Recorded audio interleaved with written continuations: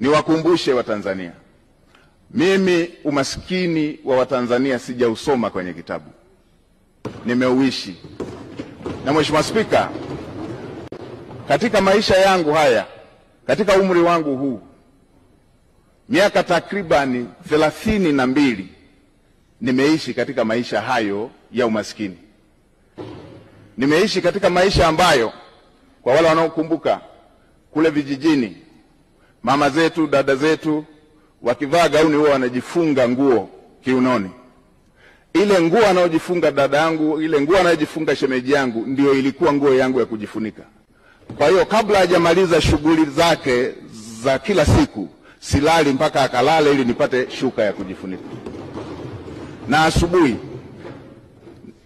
kabla hajaanza kazi lazima niamke ili ile nguo niliyojifunika ndio yeye iwe nguo ya kujifunga ili aweze kuanza majukumu yake.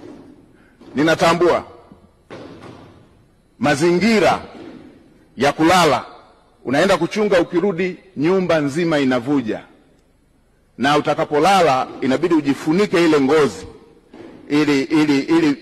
ili matone yale yanayoendelea kuvuja angalau yatue kwenye ngozi. Na yatambua maisha hayo.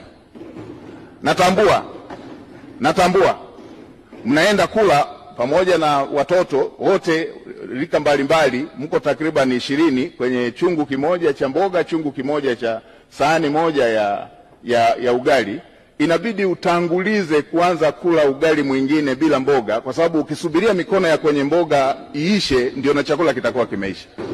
Na natambua matatizo haya ya ajira ambayo Mheshimiwa Rais anayaongelea. Natambua maumivu ya kusoma kwa shida na ukasubiria ajira ukiwa umekosa.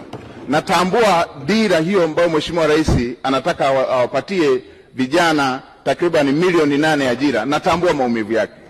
Nilipomaliza chuo nimefanya kazi ya kubeba zege kwenye kiwanda cha matofali ili upate kipato cha siku, na mke wangu akiwa anapika mamalishe. Na wakati mwingine wakati anawagawia wabeba zege wenzangu, wengine walikuwa wanatoa maneno makali. Natambua adha hiyo.